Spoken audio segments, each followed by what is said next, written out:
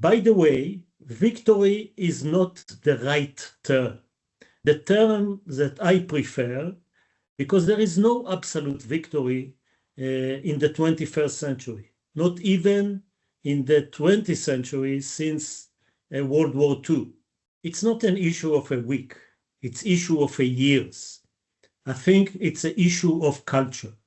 When you are in the intelligence, you always has to assume that you don't know everything, that there is something that you don't know. I want to ask you, from strategically, do you believe that Israel has significantly degraded Iran's nuclear and ballistic capability, or just delayed it?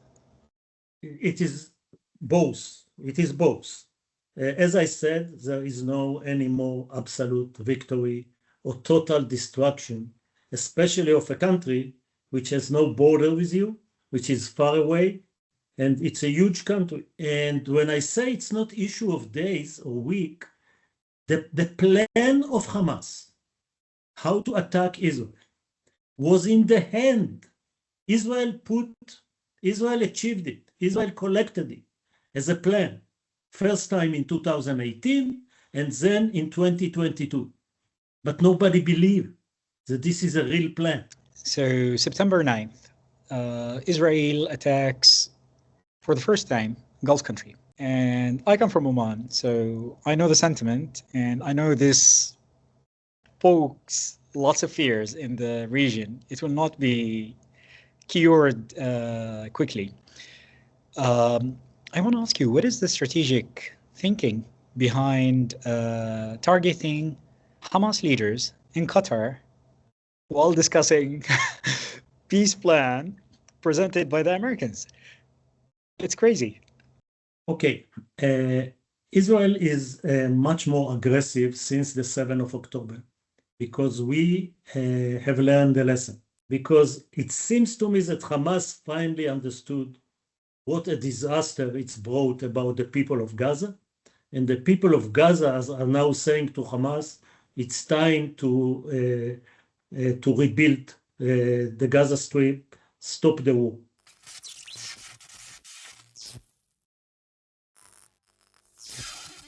Welcome to a new episode of Metamorphosis. I'm your host, Hamed Al Ghaithi.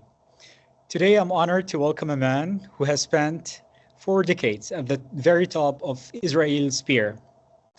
Amos Yadlin, former chief of Israel military intelligence, Amman, the pilot who participated the 1981 F-16 strike that destroyed Saddam Hussein's Iraq reactor, and the mission planner who helped take out Syria's secret Al-Kibar nuclear site in 2007. He has worn 3 uniforms. First, as decorated fighter pilot with more than 5,000 hours in the cockpit. Then as Israel's military attaché to Washington. And later as the intelligence chief who briefed every prime minister from Sharon to Netanyahu. When he hung up the uniform, he did not slow down. Harvard's Kennedy School, director of Israel's premier strategic think tank, INSS, and still the phone that rings when Jerusalem needs the game out war, peace or anything in between. From the cockpit over Baghdad to the situation rooms of Tehran, Doha, Damascus, General Yadlin has seen the Middle East's map redrawn in real time. Few people have witnessed, shaped, and analyzed the region's strategic shifts with the depth and clarity of Amos Yadlin. Today on Metamorphosis, we ask him what the next lines on that map will look like and whether the region is heading for new order or new chaos. But before we start, I need to mention that this interview is a tribute to the Professor of International Security Studies, Richard Schultz of the Fletcher School, who introduced me to General Yadlin and who taught me always to widen my horizon. General, welcome to the show. Thank you, Hamed. And also on this side of the ocean, we were very saddened to hear about the passing of Professor Richard Schultz.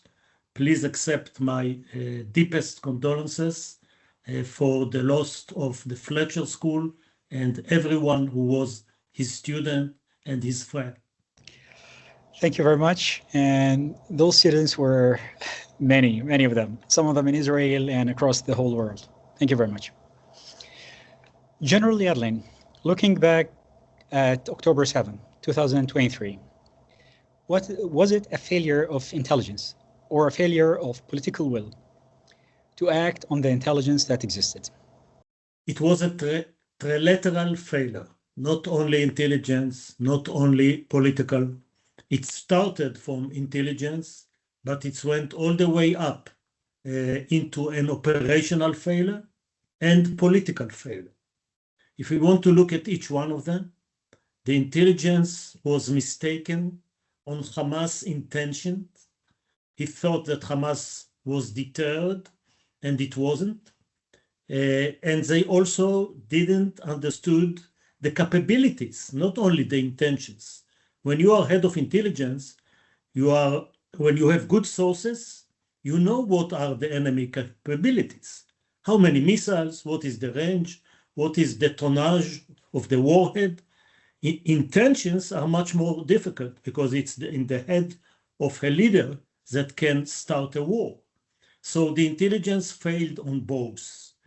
The operational Southern Command of the IDF failed on stopping Hamas because they need to be ready to stop Hamas even if there is no early warning, if there is no intelligence coming to them.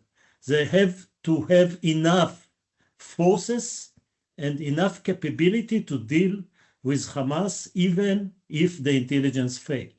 And the political failure has to do with the government of Netanyahu that preferred to deal with Hamas because Hamas was not a partner for negotiation, and transfer Qatari money to Hamas, a lot of millions of dollars that enabled Hamas to build their military might.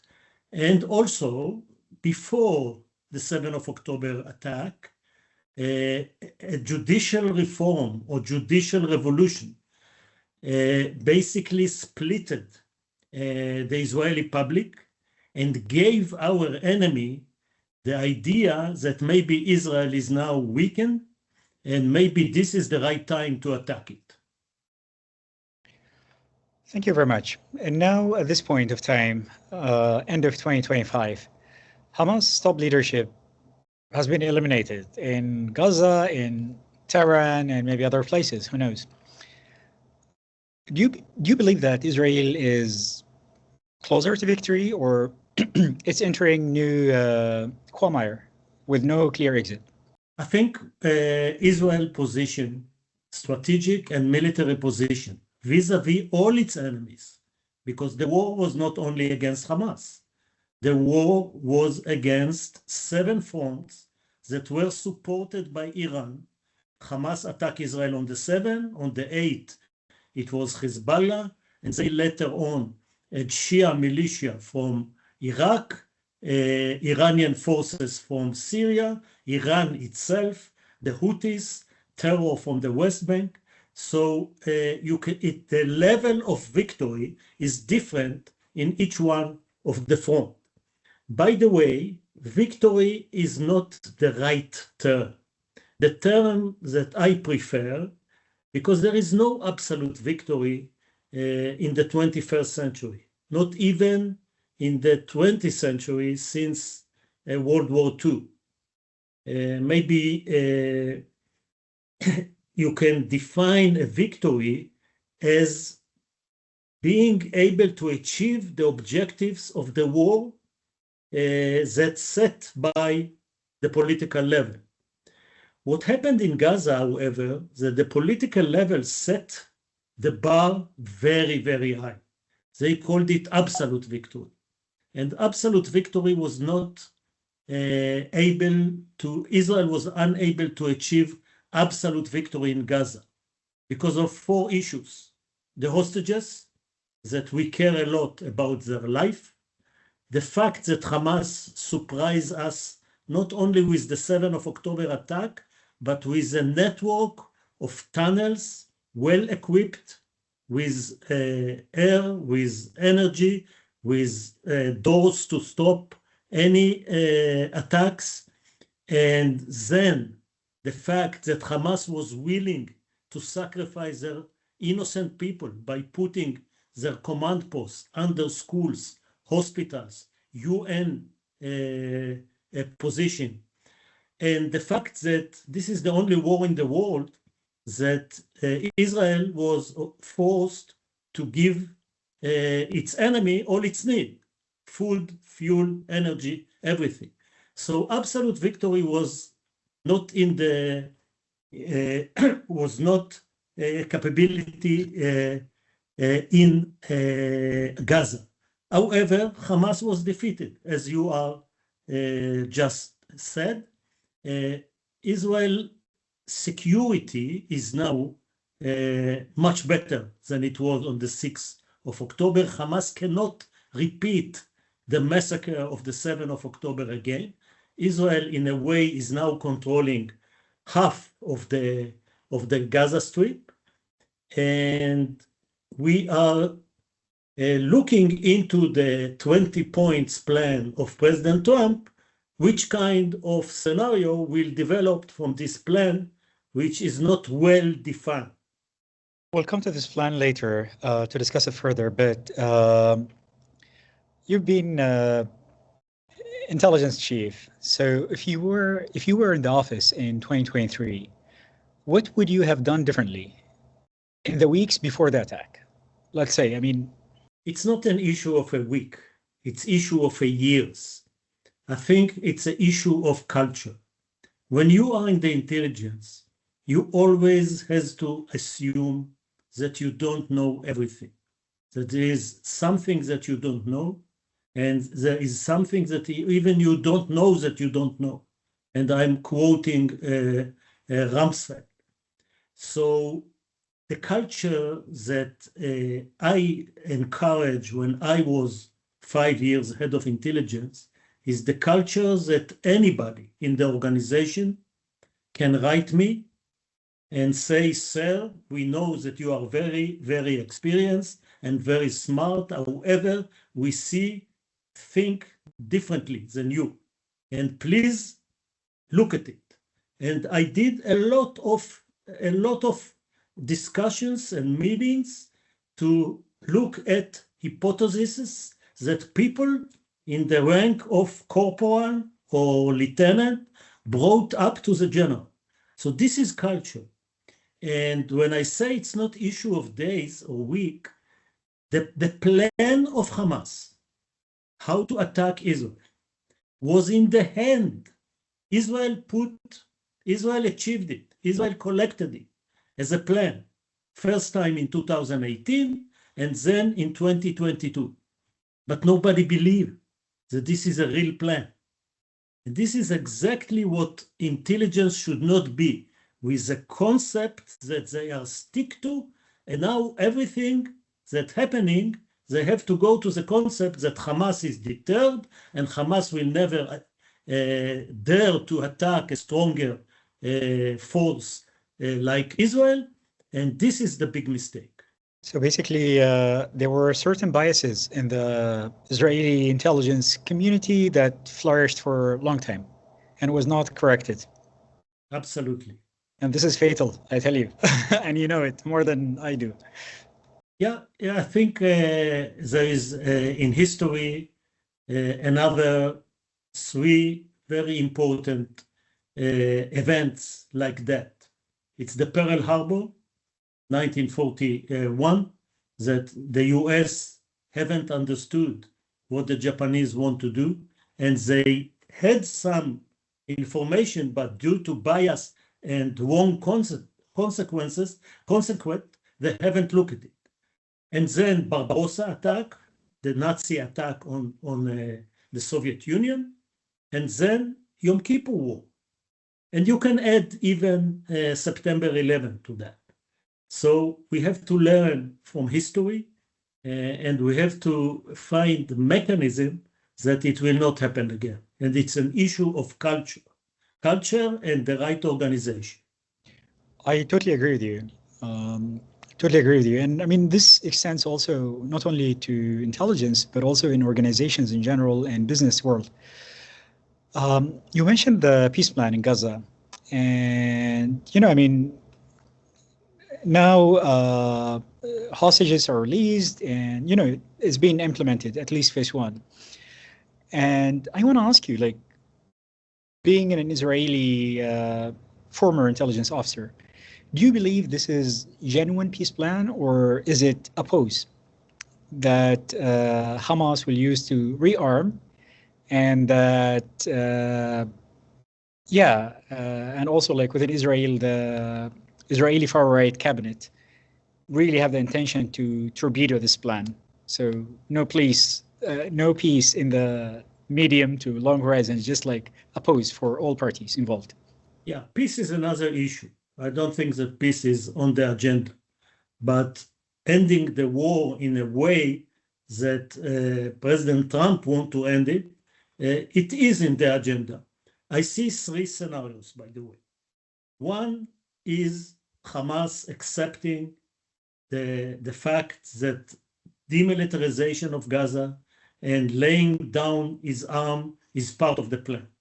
They haven't recognized it yet, because the plan is in a way ambivalent and vague in the terms. And when Hamas have said, we agree to it, they say yes, but the president decided that they accepted the plan.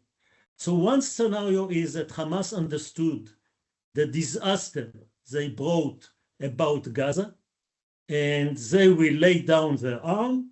They will stay maybe as a political party, and maybe try to be in the model of Hezbollah in Lebanon, with some arms under a legitimate government. This is one. In this case, Gaza will be reconstructed, and it will be the closest we can think about joining, being in a peace situation. On the other spectrum is Hamas refused to disarm. President Trump, seeing that Hamas is going against his plan, and basically giving Israel a green light to continue with the war. This time, there are no hostages in Gaza. This time, Israel, I hope, has a better techno-operational methods how to deal with the tunnels, and it will be a continuation of the war. It has nothing to do with the extreme right-wingers in Israel. This is a consensus in Israel, that if Hamas is not dismantling and not lay down their arms and continue to be a terror on our border, this should be, Israel will not allow. And there is a scenario in the middle. Gaza is now divided by the yellow line. East Gaza, it's a free terror area, and there are people who think, especially in the Trump administration, that they will do the reconstruction only in the free terror areas, which is basically East Gaza. West Gaza will be controlled by Hamas. Nothing will be rebuilt there, and Hamas will have to live in the ruins of Gaza. It may remind you West Germany after World War II, but the directions are 180.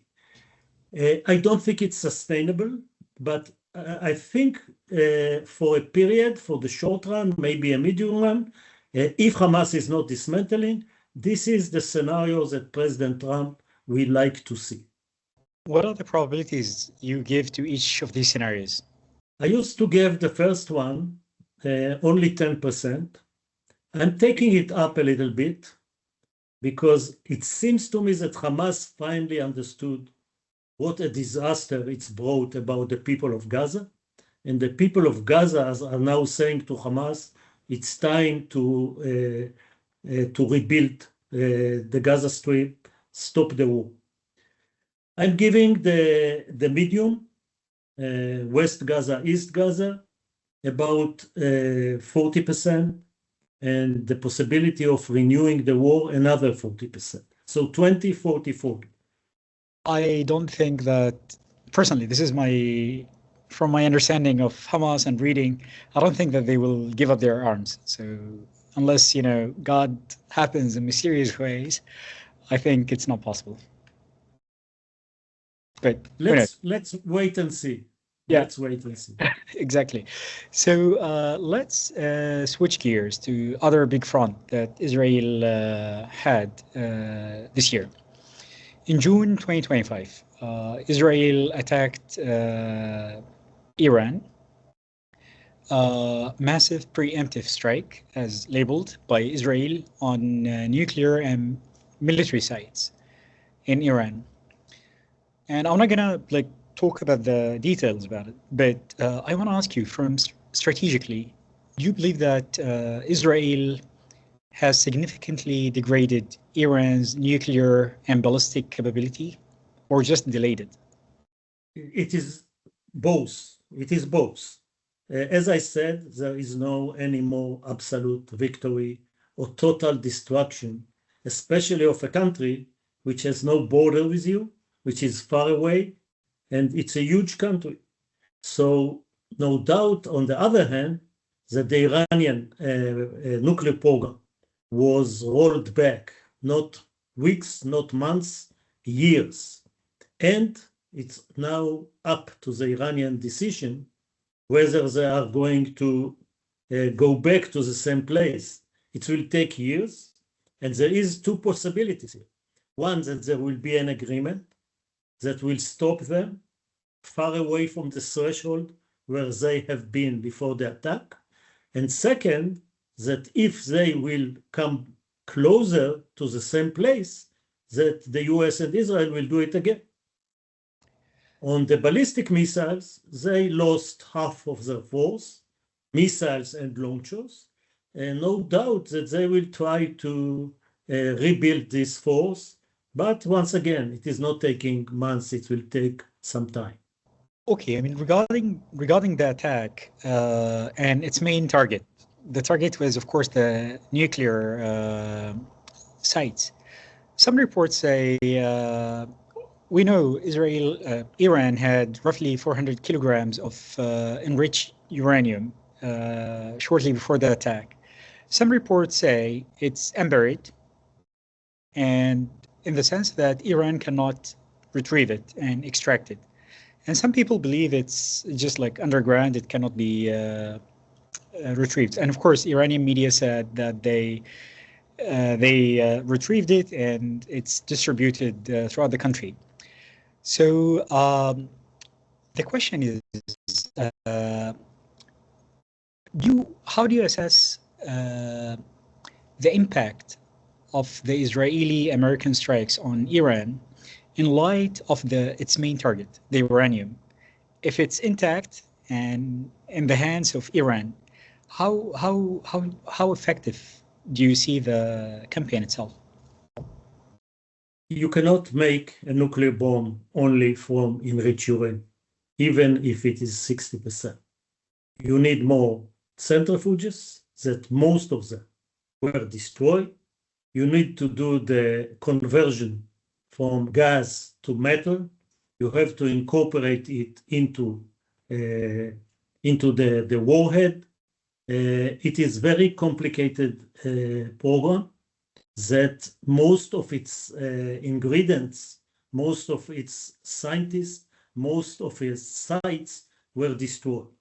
So you're absolutely right that maybe the 400 kilograms of enriched uranium will be retrieved by the Iranians. But once again, what the Israeli and the American and the European intelligence will look at, whether they are rebuilding the sites and the capabilities to take this fossil material and convert it into a bomb. Okay, another question on the Iran attack. was it a strike on the nuclear capability of Iran, or was it a strategic message to Tehran and its allies, the Ring of Fire? So what was on the top of Israeli strategic calculus? Yeah, I think you touch a very important issue. Because on one hand, as we discussed in the previous question, it was a preemptive attack.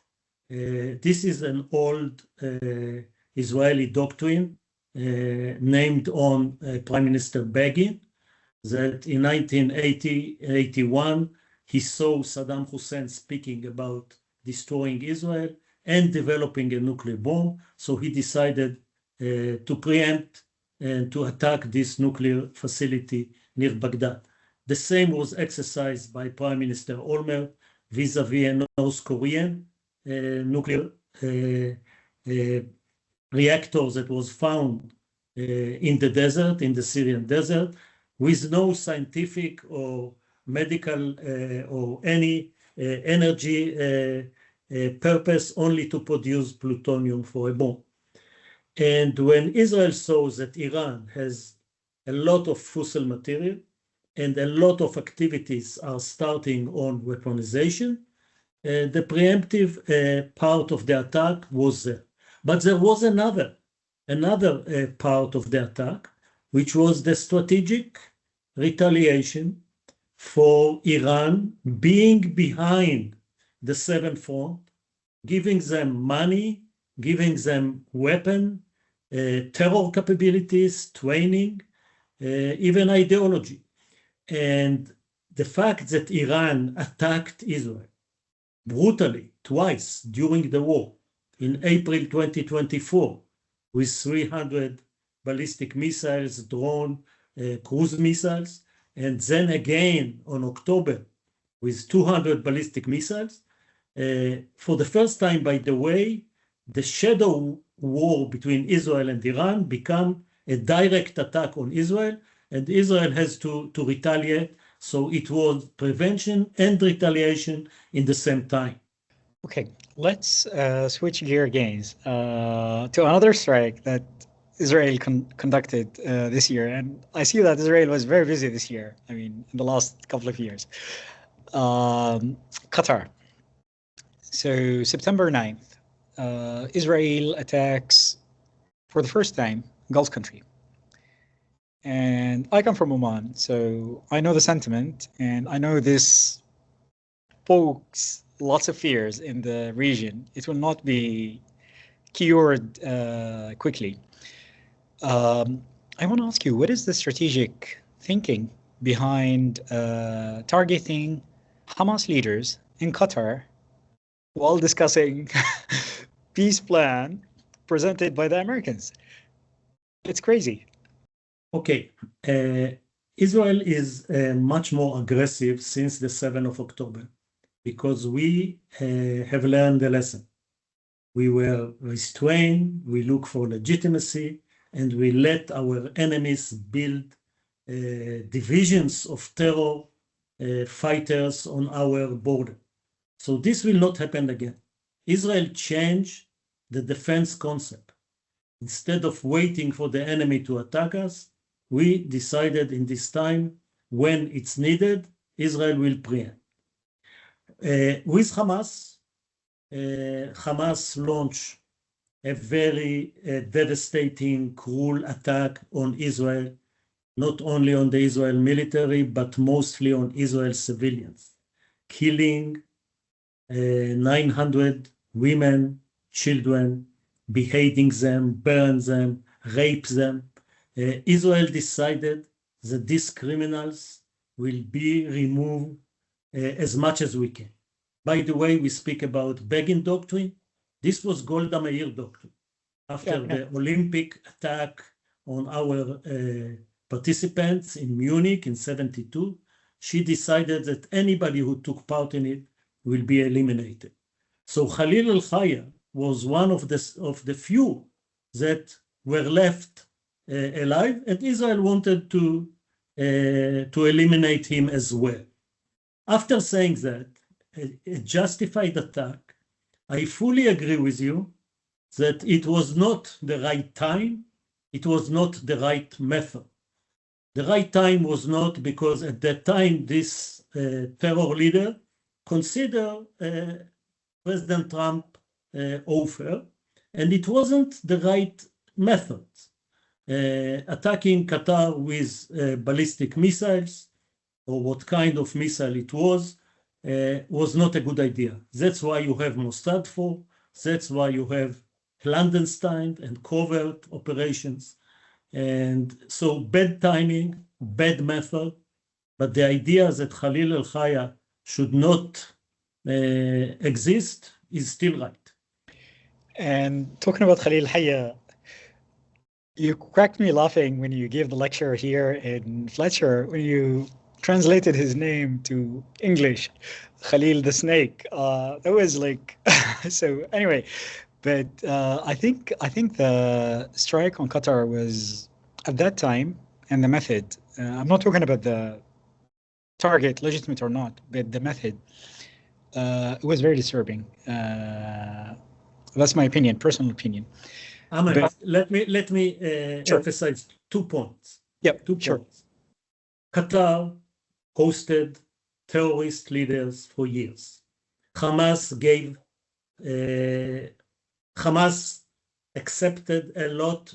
Qatar gave a lot of money to Hamas, enabled them to build the terror machines that they operate against Israel. Qatar is also supporting every anti-Israeli activity in the world. So I'm not feeling a lot of sympathy to Qatar. Second point, even though the attack was not justified as we agreed, and even though it was not an operational success, at the end of the day, it's brought the peace to Gaza. It's brought the end of the war. Because finally, Qatar understood that they have to push Hamas, and they have to push them to bring back all the hostages. And I can tell you, if Hamas was willing to bring back all the hostages, we could have saved a year or even more of this war, awful war. And the people of Gaza would be saved. But Hamas refused to do it. And this is why we went all the way to 2 years of war that was really unjustified and not needed. I mean, I totally agree with you. I mean, I haven't defended Hamas throughout my life, and I won't. I actually criticize them a lot, disagree with them. And the way, I mean, starting the attack at first place, like 7 October, was crazy. I think crazy man like Barbarossa, you will go Barbarossa into Russia. Napoleon did it, didn't work, and they should have learned. It was unjustified, not only morally, but also on strategic thinking. So yeah, but with the issue of Qatar, I think we can have a disagreement there. But let's focus on. So the attack on Qatar happened. Israel attacked Qatar, planning to or intending to kill Khalil al-Khaya. And what happened is unintended consequences, which you alluded to. So peace plan happened, but also the damage that Israel sustained to its reputation, even within the U.S., fierce repercussions. Would you think, I mean, if you were making the decision instead of Netanyahu, having these in mind, I'm pretty sure you would have calculated for that, would you see that attack necessary or too much of a price to pay for Khalil al-Khaya? I said already, it was a mistake. There is a lot of concern in Israel about the threats. We are much more sensitive than before. However, some of the Israeli activities are well justified. For example, Hezbollah. Hezbollah was our main enemy. They have 3,000 missiles aimed at Tel Aviv and all strategic area in Israel. And they have started the war on the 8th of October, supporting Hamas. So attacking on Hezbollah is very justified, highly justified. So is the attack on Iran. However, I'm not agreeing with our policy in Syria, which we have a very strong line, the 1974 line, according to the disengagement that Henry Kissinger brokered between Israel and Syria. And I don't see the need to have any military confrontation with Syria as long as the Syrian regime is not becoming hostile to Israel actively. And I don't like the attack on Qatar. Even though I say the Qataris deserve this attack, but it was not the right move from Israel, because it's give some people in the Middle East a new idea that Israel is now out of control and they are threatening the stability in the Middle East. A prime minister in Israel should say that we are not looking for greater Israel. We are not looking for any territory. We're looking only for security, and we're using our force to those who prepare another 7th of October or another Holocaust for us, but not more than that. On the contrary, we want to shape the Middle East into a stable region, into a region that has peace between the nations and the states. And I think we have a very good opportunity here. I mean, now you touched on Syria and Greater Israel, and I'm pretty sure you know this, but I need to say it for the audience as well. Think tanks in the West, but also a lot of people in Middle East that I know and I read, they truly believe that Israel wants hegemony in the region, and Israel seeks Greater Israel, so expansion and taking more lands, especially in Syria and southern Lebanon. And just a few days ago, there is another blunder that happened, like Israeli in Syria. You know it's. I'm not gonna go into the details. So once again, I don't think that Israel is looking for any territorial expansion. Israel is caring only about its security. What it's negotiated with Ashara in Syria is a security agreement that, based on the fact that southern Syria will be demilitarized, so it will not be threatened to Israel. What we see in southern Syria is Jamal Islamiyah. It's Iranian-backed Sunni terrorist that wanted to attack Israel. We heard this week from the Minister of Defense that the Houthis are sending forces to attack Israel from the Golan. So it's only security. If Israel will negotiate a security agreement with Syria, and it is now stuck on the issue of humanitarian corridor to Sweda, to the Druze in Syria. And once again, we don't want any territorial corridor. We want a conceptual corridor that is needed to bring humanitarian help to this minority that unfortunately went through 7th of October of their own. And they haven't defeated their enemies as we did with Hamas. In Lebanon, the day Hezbollah will disarm, Israel will respect every inch of Lebanon, every inch. And it is only in 5 small hills that looking into an Israeli settlement, Israeli town, Israeli city. So whenever Hezbollah will not be south of the Litani River, I think Israel will handle back these 5 places to Lebanon. The problem, however, is that the Lebanese army is not efficient in dismantling Hamas, and Iran sending Hamas, Hezbollah.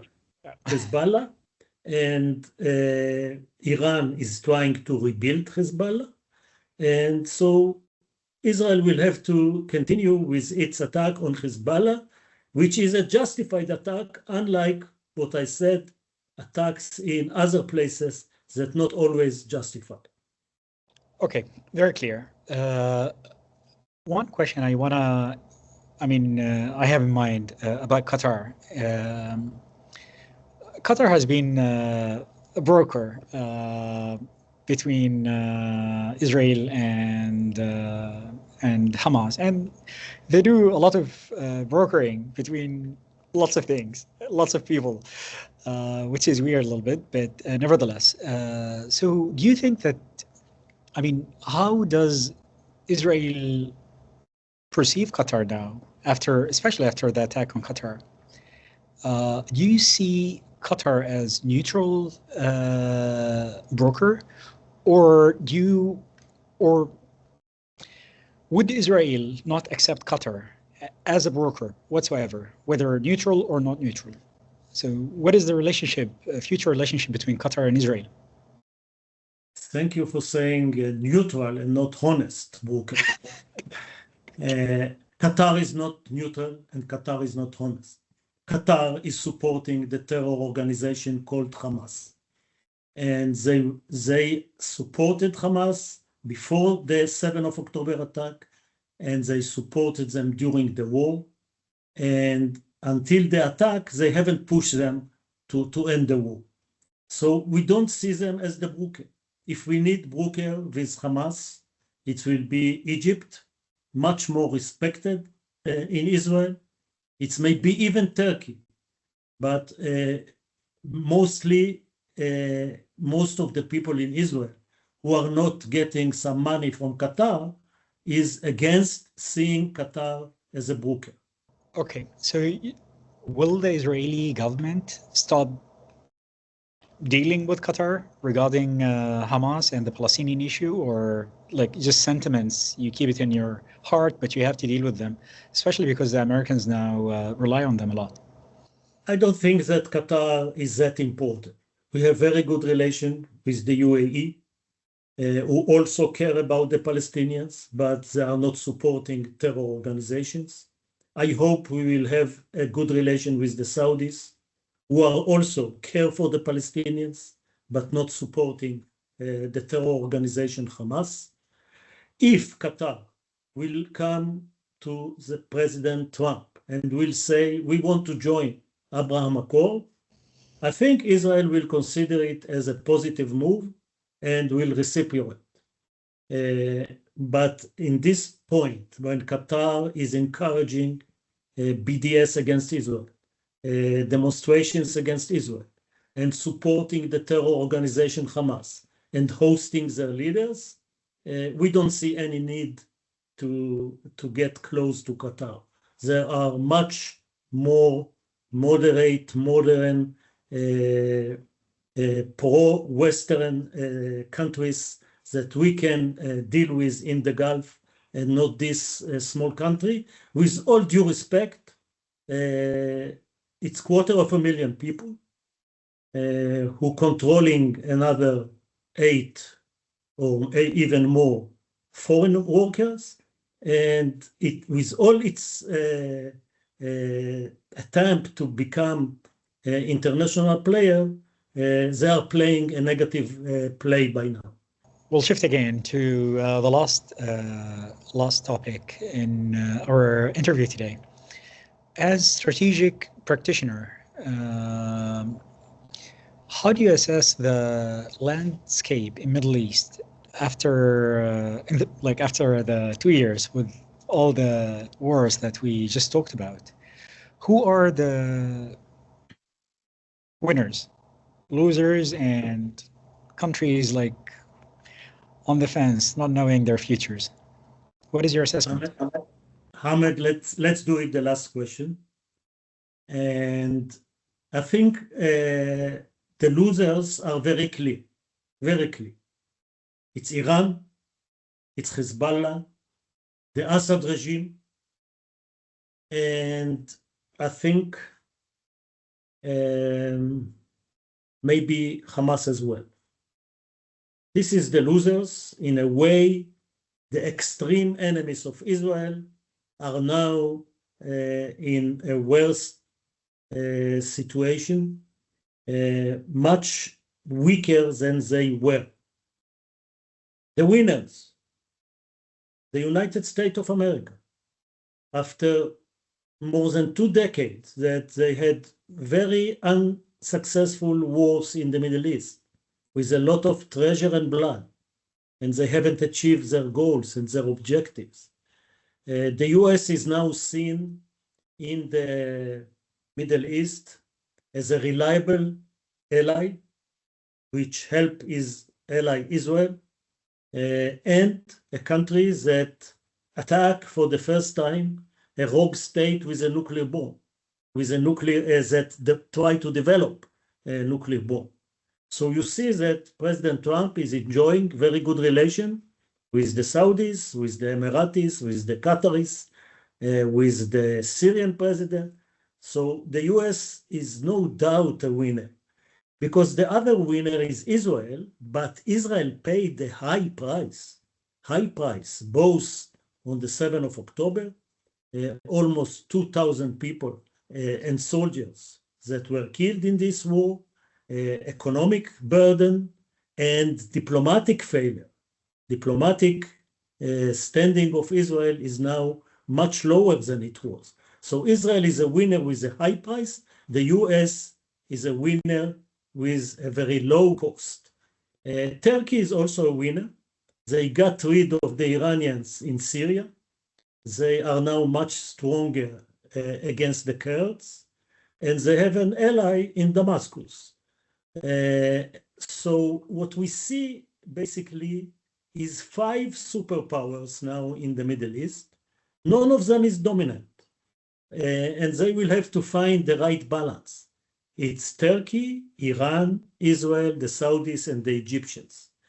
But above all, the US is now back to the Middle East, or let's say they never disengage, and Russia belongs to the losers, because their main country, their main ally, Syria, is not anymore an ally.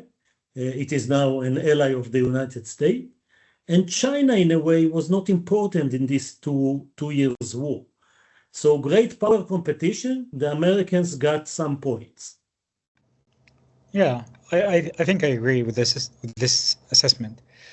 So you have winners and losers. For the future, if the gains are not secured in agreements, security arrangement, formal one, then all these gains will be very fleeting. And you know that the landscape, especially Middle East, changes very quickly.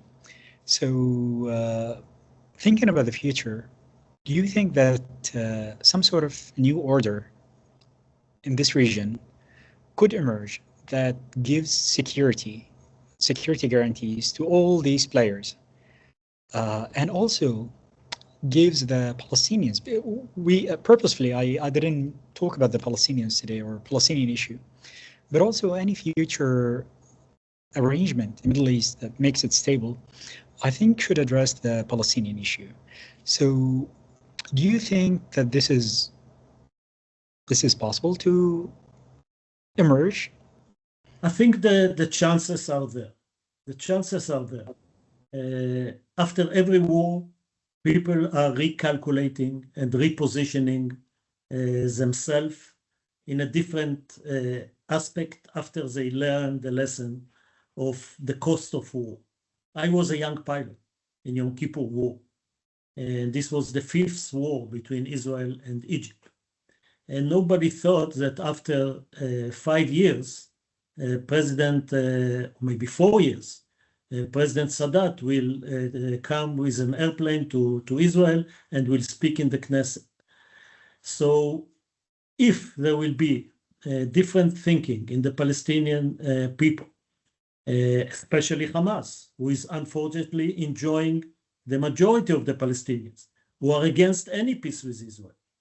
What these idiots are calling in the street, from the river to the sea. What's the meaning of the river to the sea? It's not a two-state solution. It's the end and the destruction of the state of Israel. So you need to prepare both sides for a different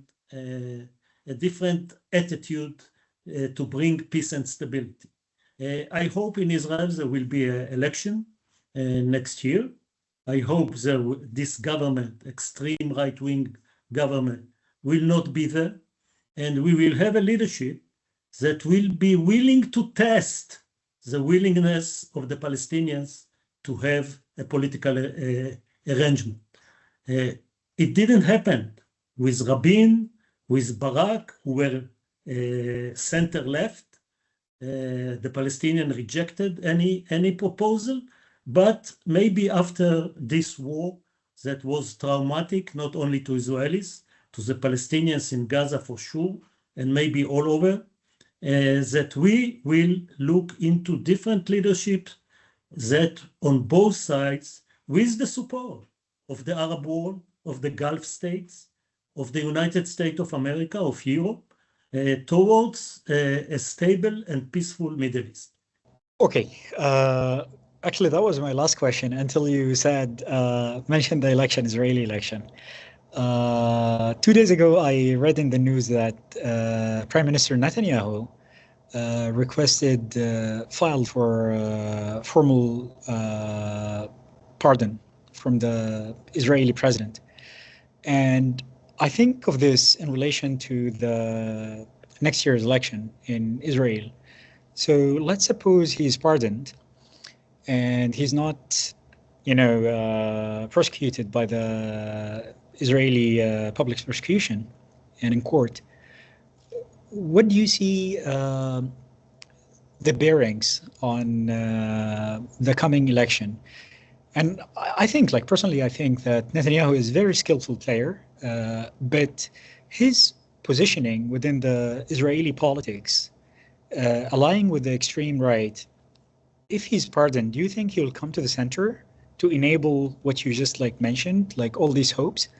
Or just the Israeli politics will be fractured and run and based on identity, which makes Israel they're hard to deal with in the region? Israeli politics is much more complex than the Middle East. So I'm not expert to the Israeli politics, and we leave this question for another podcast. Okay, well, we have promise from you to join me in the future. General Yadlin, thank you a lot. It was an honor to meet you here in Fletcher, and we had longer conversations here in Fletcher than this one, but thank you. I appreciate joining the show. Have a nice day. It was a pleasure being with you.